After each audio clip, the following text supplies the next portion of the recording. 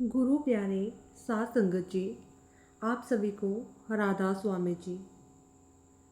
साध संगत जी, सत्संग को सुनने से पहले आप सभी से निवेदन है कि कमेंट में राधा स्वामी जी ज़रूर लिखें जी। साध संगत जी, 22 जून 2025 को आज परोर में हजूर जी ने सत्संग फरमाया।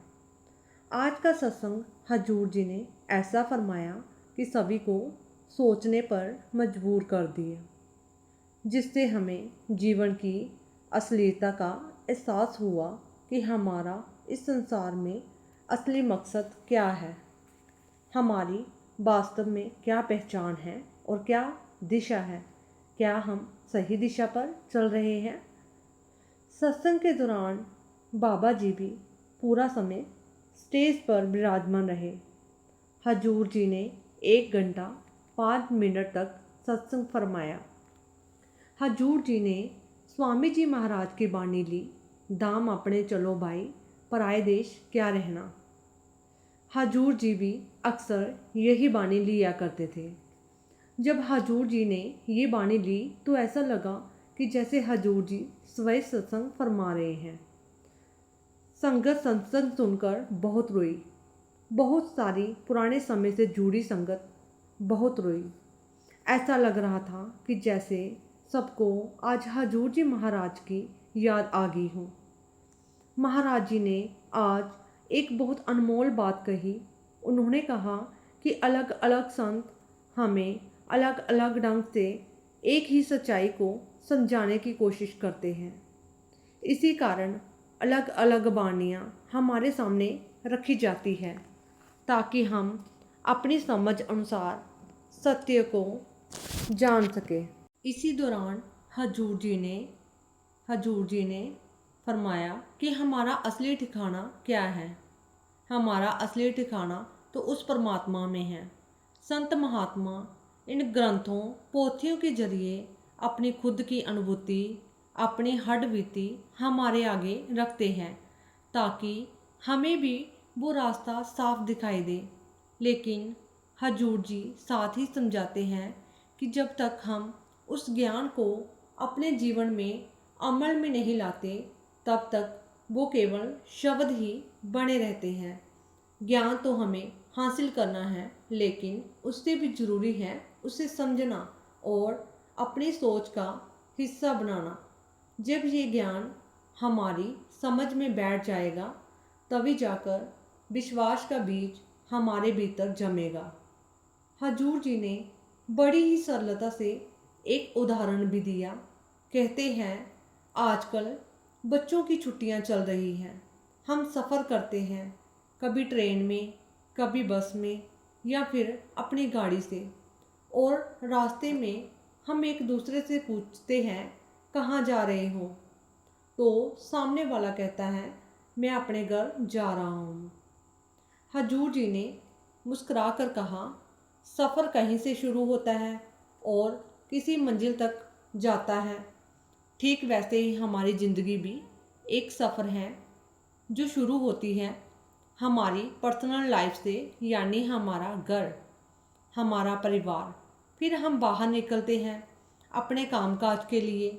लेकिन जब कोई हमसे पूछे अब कहाँ जा रहे हो, तो जब हम काम से लौटते हैं अक्सर कह देते हैं अब तो घर जा रहा हूँ। हजूर जी ने इस बात को बहुत ही गहराई से जोड़ते हुए कहा कि जैसे हम अपने असली घर वापस लौटते हैं, ठीक वैसे ही हमें अपनी आत्मा को भी उस सच्चे घर की ओर वापस करवानी है। अब सवाल ये उठता है कि हमारा असली घर आखिर है कौन सा। हजूर जी फरमाते हैं कि जो कुछ आता जाता है वो माया है। ये जो शरीर हमें मिला है ये तो केवल मिट्टी से बना हुआ एक ढांचा है। हमारा असली अस्तित्व, हमारी असली पहचान वो आत्मा है। हजूर जी एक मिसाल देकर समझाते हैं कि जैसे अगर हम किसी गाड़ी को देखें और उसका इंजन निकाल दें तो वो गाड़ी बस एक लोहे टीन का ढांचा बनकर रह जाती है। उसी तरह अगर इस शरीर से आत्मा को निकाल दिया जाए तो ये शरीर भी सिर्फ मिट्टी रह जाता है। फिर हजूर जी ने दूसरी मिसाल दी, जैसे तलवार म्यान में रखी हो, अगर तलवार को निकाल लिया जाए तो म्यान की कोई अहमियत नहीं रह जाती, क्योंकि अस्तित्व को तो तलवार का है, ज्ञान तो बस उसका आवरण है। अब सोचिए, हमारा शरीर क्या है? क्या वही हमारा असली स्वरूप है? हजूर जी फरमाते हैं, असल तो आत्मा है, शरीर तो केवल एक आवरण है। फिर एक और बहुत सुंदर मिसाल देते हैं कि अगर हम हरे रंग का चश्मा पहन ले तो सारी दुनिया हमें हरे रंग की ही दिखाई देगी, लेकिन जब हम वो चश्मा उतार कर देखते हैं तब असलियत का पता चलता है। कि उसी तरह जब हम इस शरीर के मुंह का चश्मा उतारते हैं तब हमें ये एहसास होता है कि असल में हम कौन हैं। हजूर जी ने एक कहानी सुनाई कि एक राजा था, लेकिन उसने फटे पुराने कपड़े पहन लिए और गरीबों के बीच रहने लगा। लोग उसे देखकर यही समझते रहे कि वो भी गरीब है, लेकिन क्या उसका राजपाट खत्म हो गया था? नहीं, उसकी असली पहचान, उसकी असली ताकत तो उसके भीतर थी और वो गरीबी की पोशाक से कहीं ऊपर थी। इसी तरह हम भी जब तक आत्मा को नहीं पहचानते तब तक खुद को बस इस शरीर तक ही सीमित मान लेते हैं। अब सोचिए, अगर कोई ये कहे कि मैं तो राजा नहीं हूँ, मैं तो बस एक गरीब हूँ, तो यही तो हमारी हालत है। हमने शरीर को ही अपनी असली पहचान मान लिया है। पर सवाल उठता है, आत्मा का असली घर कौन सा है? हजूर जी ने आज बड़ी सरलता से समझाया। उन्होंने कहा, कबीर साहिब फरमाते हैं, कहे कबीर ये राम की अंश, यानी हमारी आत्मा परमात्मा की अंश है। वाणी में साफ साफ कहा गया है, आत्म में राम, राम में आत्मा, जिनस गुरु बिचारा। लेकिन हजूर जी कहते हैं, इस रहस्य को बहुत ही बिरला कोई समझ पाया है। हजूर जी समझाते हैं कि हमारी आत्मा खुद परमेश्वर का ही अंश है, उसी का एक जीवंत अक्स, उसी की एक झलक हमारे भीतर है। फिर उन्होंने पलटू साहिब का भी जिक्र किया। साहिब क्या करे साहिब तेरे पास, मतलब परमात्मा कहीं बाहर नहीं बल्कि हमारे अंदर ही है। हजूर जी ने आगे बानी की एक और पंक्ति से हमें समझाया कि you are the temple of the living god, हम खुद उस जीवन परमात्मा का मंदिर हैं। अब सोचने वाली बात यह है कि क्या हम वाकई इस बात को समझते हैं? हजूर जी कहते हैं, हर एक शरीर, हर एक जीव के भीतर परमात्मा खुद विराजमान है। बाबा जी भी अक्सर सत्संगों में यही समझाते हैं कि परमार्थ को महसूस किया जा सकता है, उसकी पहचान की जा सकती है। अब सवाल उठता है, पहचान कैसे होगी? हजूर जी वाणी का हवाला देते हुए समझाते हैं, सो जन निर्मल जिन आप पशाता, यानी जो खुद को पहचान गया उसे ही असली उद्देश्य की समझ आ जाती है। हजूर जी ने आज एक बड़ी गहरी बात कही। वो कहने लगे, हमने परमात्मा को भी इंसानी शरीर की सीमा में बांध दिया है। इसलिए वाणी में आता है, चौथे लोक बस्त एक स्वामी, यानी कि परमात्मा सत्य के उस लोक में, सचखंड में निवास करता है। फिर हजूर जी ने वो वचन दोहराए जो महाराज जी अक्सर कहा करते थे, ये देश हमारा देश नहीं है, जाति हमारी जाति नहीं है, ये मजहब हमारा नहीं है, हमारा असली देश सचखंड है, हमारी असली पहचान सतनाम है और हमारा सच्चा धर्म मालिक का इश्क, मालिक का प्यार है। फिर हजूर जी ने वाणी की एक और पंक्ति का उल्लेख करते हुए कहा, एक ऊंचा होवे कोय, तिस ऊंचे को जाने सोई, यानी जो सबसे ऊंचा है उसे जानने वाला भी कोई बिरला ही होता है। हजूर जी बोले, हम तो अभी नर्सरी में बैठे हैं और कोशिश कर रहे हैं कि 12वीं के पाठ्यक्रम को समझ लें, जहाँ हमारी सोच खत्म होती है, वहीं से उस परम सत्ता की शुरुआत होती है। फिर हजूर जी ने एक बेहद सटीक मिसाल दी, जब सोने को निखारना होता है तो उसे भट्ठी में तपाया जाता है, और उसी आग में तप कर उसकी असली कीमत बनती है। एक मामूली सा बीज भी जानता है कि एक दिन उसने दरख्त बनना है। वैसे ही हमारी आत्मा भी परमात्मा की अंश है और हमें उसकी पहचान करनी है। हजूर जी कहते हैं कि अगर मालिक ने हमें ये जन्म दिया है तो सिर्फ सांसें लेने के लिए नहीं, बल्कि इस जीवन के जरिए खुद को पहचानने के लिए दिया है। हजूर जी ने आगे कहा कि हम स्कूल तो जाते हैं, लेकिन जिंदगी के असल मकसद को भूलकर दूसरे कामों में उलझ जाते हैं। और अब सोचिए, अगर हम खुद ही मालिक की तरफ ना चले तो फिर हमें समझदार कौन कहेगा। फिर हजूर जी ने फरमाया कि जब तक हम अपनी सुविधा के घेरे में बैठे रहेंगे, जब तक अपने कंफर्ट जोन से बाहर नहीं आएंगे, तब तक मालिक की प्राप्ति संभव नहीं है। असल में हम सब अपने मन के बनाए इस छोटे से घेरे में बंधे हुए हैं। ना कोई दिशा लेता है, ना ही उस दिशा की तरफ कदम बढ़ाते हैं जहाँ से आत्मा को असली शांति और पहचान मिलती है। आत्मा जब पहली बार इस सृष्टि में आई थी, क्या उस वक्त मालिक के बिना कोई सुख था? हजूर जी कहते हैं, हम आज सृष्टि के कामों में इतने उलझ गए हैं कि अपना असली रास्ता भी भूल बैठे हैं। मालिक ने हमें इंसान का शरीर दिया, वो शरीर जिसमें विवेक की ताकत है, जिसमें सोचने समझने और सही गलत की पहचान करने की क्षमता है। फिर भी हमारा हाल उस तितली की तरह हो गया है जो रात को बल्ब के चारों तरफ चक्कर लगाती है, थकती है और आखिरकार वही गिरकर मर जाती है। हजूर जी कहते हैं, मौत हमारे दरवाजे पर खड़ी दस्तक दे रही है और हम अभी भी मोह माया और बेहोशी की हालत में चक्कर काटते जा रहे हैं। हम ना जाने कहाँ जा रहे हैं, ना दाएं की खबर है ना बाएं की खबर है। हमें ये भी नहीं पता कि हम किस दिशा में बढ़ रहे हैं, क्यों आए थे और क्या करने आए थे। अपनी ज़िंदगी का असली मकसद हमने जैसे बुला ही दिया है। हजूर जी फरमाते हैं कि मालिक से मिलने का ये मौका हमें बहुत मुश्किल से मिला है। कई जन्मों तक हम कीट पतंग बने, कभी पानी में रहने वाले कीड़े हुए तो कभी जंगलों के जंतु, कभी सांप की योनि में मिले तो कभी किसी और रूप में भटकते रहे। लेकिन अब जो इंसानी जन्म हमें मिला है, ये यूं ही नहीं मिला। हजूर जी कहते हैं कि मालिक हमें जानवर भी बना सकता था, लेकिन उसने इंसान बनाया। क्यों बनाया?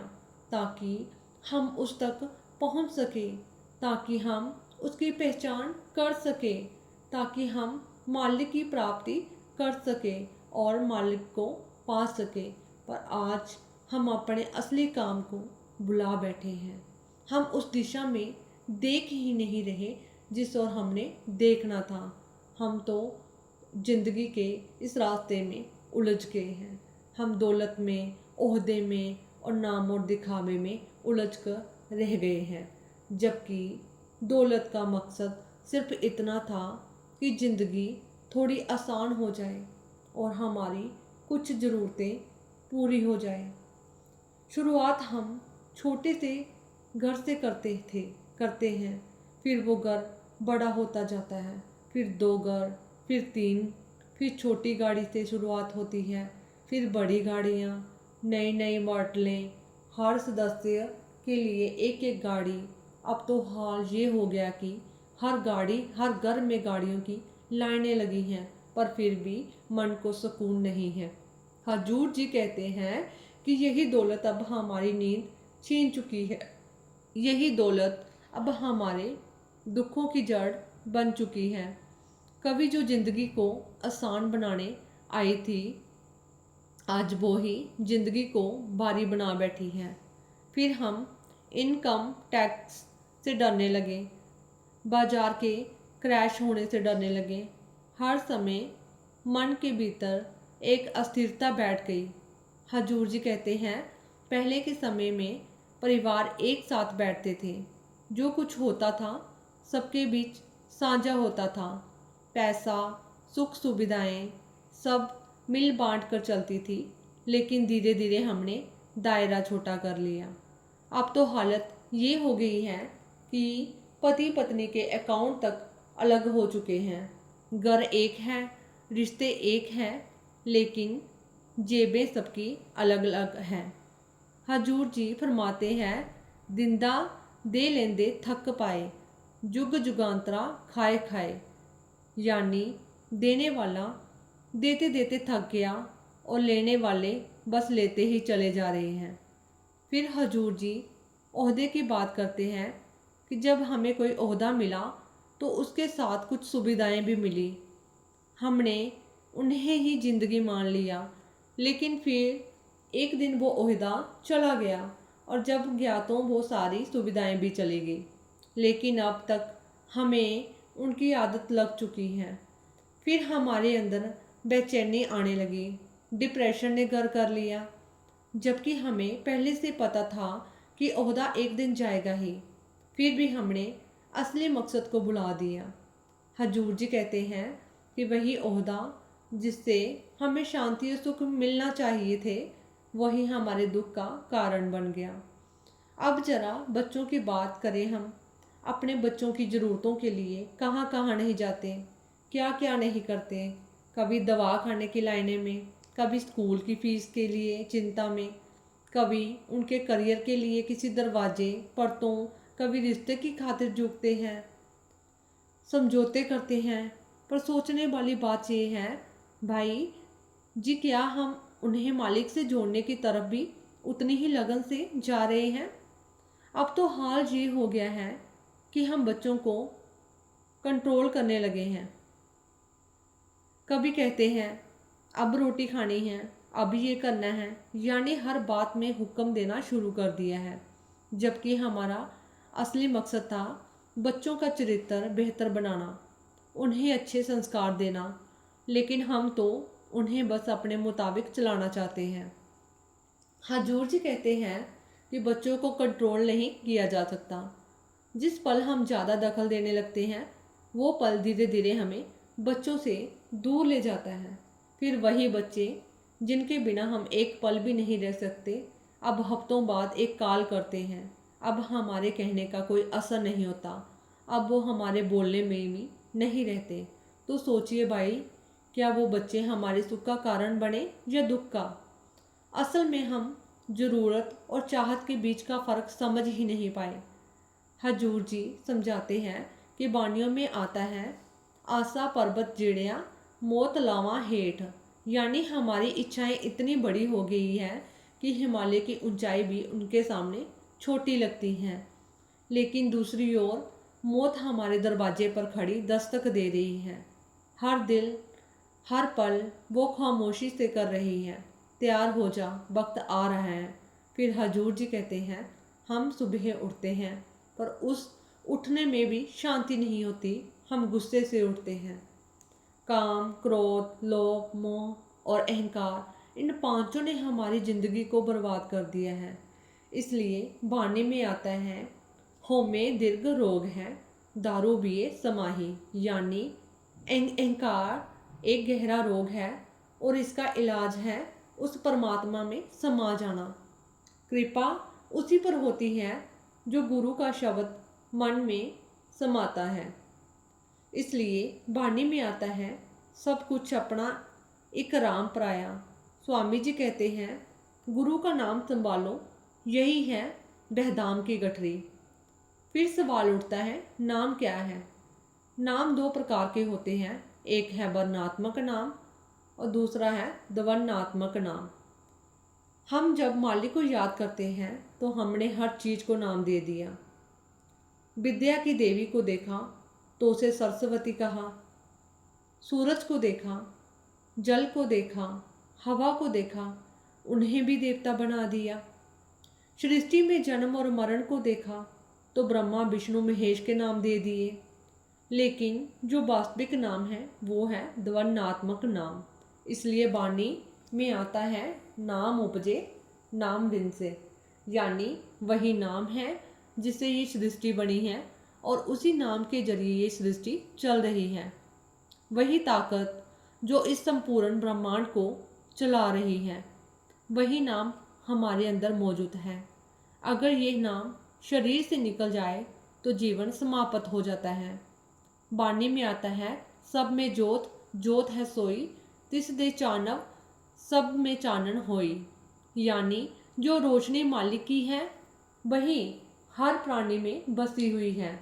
जब ये सृष्टि चली आ रही है, वो नाम हर एक जीव के अंदर मौजूद है। वो नाम ही है जो हमारे शरीर में प्राण बनकर बह रहा है। वही नाम है जो हमारे भीतर चेतना की लौ को जलाए रखे हुए हैं। वो ताकत जो हमें चला रही है, वो सिर्फ दवनी ही नहीं बल्कि वो प्रकाश भी है।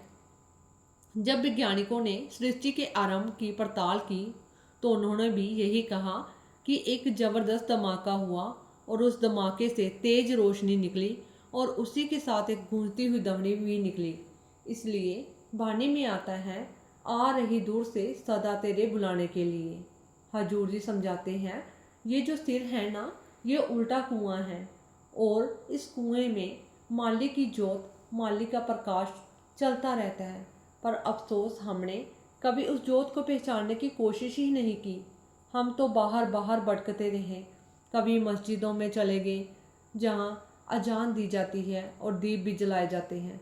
कभी गुरुद्वारों में गए जहाँ गुरु ग्रंथ साहिब का प्रकाश होता है और वहाँ बाणी भी पढ़ी जाती है।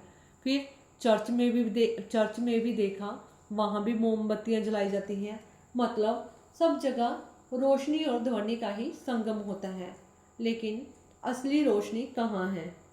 वो हमारे अंदर है, हमारे भीतर है, हमारी आत्मा के केंद्र में है। लेकिन हमने अपने अंदर झांकने की पूजा को ही झांकने की हिम्मत ही नहीं की। हम बाहर की पूजा को ही असली पूजा समझ बैठे हैं, जबकि हकीकत तो ये है कि पूजा का मतलब है मन को एकाग्र करना, भीतर उस जोत से जुड़ना। लेकिन हमने तो बस बाहरी कर्म कांडों को पकड़ लिया और अंदर की खोज को भुला दिया। मैंने देखा है कि आजकल हमने धर्म को भी एक कारोबार बना लिया है। लोग कहते हैं ऑनलाइन पाठ पूजा करवा लो, हम मोबाइल पर ही करवा देंगे। लेकिन हजूर जी फरमाते हैं कि हम अलग अलग तीर्थों पर जाते हैं, वहाँ स्नान करते हैं, पर असली सवाल ये है कि क्या हमें पता है कि असली तीर्थ क्या है? हजूर जी कहते हैं, तीर्थ न बन जाओ, तीर्थ का नाम है गुरु शब्द का विचार। असली तीर्थ है अंतर का ज्ञान। शुरुआत में सरोवरों का जो उद्देश्य था वो ये था कि जब हम मालिक की भक्ति में बैठें तो शरीर को धोकर मन को निर्मल कर लें ताकि ध्यान लगाना आसान हो जाए। फिर सवाल उठता है, किस गुरु का नाम लेना है? हजूर जी समझाते हैं कि गुरु वही हो जो नाम का वेदी हो। गुरु वो नहीं जो अपनी पूजा करवाए। गुरु वो है जो सिर्फ नाम से जोड़ता है। बाणी में यही आता है, एको नाम हुक्मू है, नानक सतगुरु दया बुझाए जियो। जो गुरु बाहर है उसका असली काम हमें हमारे अंदर के गुरु से जोड़ना है। फिर हजूर जी कहते हैं, असली गुरु हमारे अंदर ही हैं। वाणी में दशम पातशाह ने लिखा है कि शब्द गुरु सूरत धुन चले। मतलब गुरु वो है जो शब्द रूप में हमारे भीतर है और शिष्य वो जो उस शब्द पर ध्यान लगाए। इस संसार में हम आए हैं, लेकिन जो कुछ भी हमें यहाँ दिखता है वो सारा दिखावा है। एक मेला है जो एक दिन खत्म हो जाना है। झूठा है राजा, झूठी है प्रजा, झूठा है ये पूरा संसार। किससे की जाए दोस्ती जब ये जग ही चलाए मान है। ये ओहदे, ये दौलत, ये रुतबा सब अस्थाई हैं। लेकिन हम इन चीज़ों में उलझकर मालिक से बिछड़ते चले जा रहे हैं। इसलिए बाणी में आता है, तपो राजा राजो नरक। जब हम माया में फंस जाते हैं तब हमारे कर्मों का बोझ बढ़ता चला जाता है। मेरा मन जो पहले उजला था अब जैसे काला पड़ चुका है। बाणी में भी साफ कहा गया है, मुँह प्रीति कपड़ होवे। लै सावन नू धोवे। अगर कपड़ा गंदा हो जाए तो हम उसे साबुन से धोते हैं, फिर मन को कैसे साफ किया जाए। बानी जवाब देती हैं कि बरिए मत पापा के संग ओहे दोपे नावे के रंग। जब हम नाम और शब्द की कमाई करते हैं तब ही मन निर्मल होता है। जब हमारे बुरे कर्म खत्म होते हैं तभी हमें अंदर से शुद्धि का एहसास होता है। कई बार संगत सवाल करती है, मुझे अंदर कुछ दिखाई नहीं देता। तो बाई जी, अगर हम दक्षिण दिशा की ओर चले और पूछे कि उत्तर में कैसे पहुंचना है तो क्या ये संभव होगा।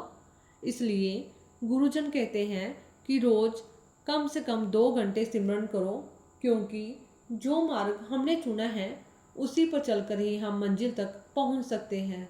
जैसे ही मेरा मन सहज होता है वैसे ही मुझे भीतर से धुन सुनाई देने लगती है।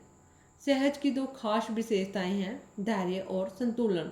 अगर कोई मुझे गाली दे और मैं भी उसे पलटकर गाली दे दूं, अगर कोई मुझे मारे और मैं भी मारने लग जाऊं, तो फिर फर्क क्या रह जाएगा। हजूर महाराज जी अक्सर समझाया करते हैं कि अगर सामने वाला बेवकूफ़ है तो 2 बेवकूफ़ पढ़ने की क्या ज़रूरत है। अगर हम सिर्फ 2 मिनट के लिए चुप हो जाए, अगर हम उस स्थिति में सहजता को अपना लें तो वही हालात धीरे धीरे शांत और सुलझे हुए हो जाते हैं। हजूर जी एक बार संतुलन के विषय में भी विचार कर रहे थे। उन्होंने जिंदगी भी एक गाड़ी की तरह है जिसके 3 पहिए होते हैं, व्यक्तिगत जीवन, कामकाज और परमार्थ। ये तीनों मिलकर हमारी ज़िंदगी को दिशा देते हैं। लेकिन आज के समय में मैंने देखा है कि मेरा कामकाज इतना हावी हो चुका है कि मैं परमार्थ को लगभग भूल ही गया हूँ। मैं ये नहीं कह रहा कि सिर्फ परमार्थ को ही महत्व दो, पर मैं ये ज़रूर मानता हूँ कि हर चीज़ का एक संतुलन होना चाहिए। देखिए, मालिक ने सृष्टि बनाई है, इसमें जल है, अग्नि है, वायु है, हर तत्व अपने स्थान पर संतुलित है। जैसे कोई कलाकार ताजमहल बनाता है, अगर उस संगमरमर की एक ईंट भी टेढ़ी रख दी जाए तो उसकी खूबसूरती बिगड़ जाती है। ठीक वैसे ही अगर मेरी ज़िंदगी में परमार्थ, काम और परिवार का संतुलन ना रहे तो मेरी आत्मा की सुंदरता भी बिगड़ने लगती है। जब ताजमहल बना था तो उसे बनकर तैयार होने में भी पूरे 22 साल लगे थे। जिस तरह भारत ने आज़ादी की लड़ाई लड़ी थी वो कोई एक दिन की बात नहीं है। कई साल संघर्ष करने के बाद जाकर हमें स्वतंत्रता मिली थी।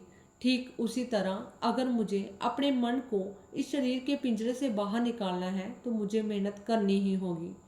मेरी ज़िंदगी में उतार चढ़ाव तो आएंगे ही, लेकिन जब मैं अपने मालिक पर विश्वास रखता हूँ तो वही मालिक बड़ी सहजता से मुझे मेरी मुश्किलों से बाहर निकाल देता है।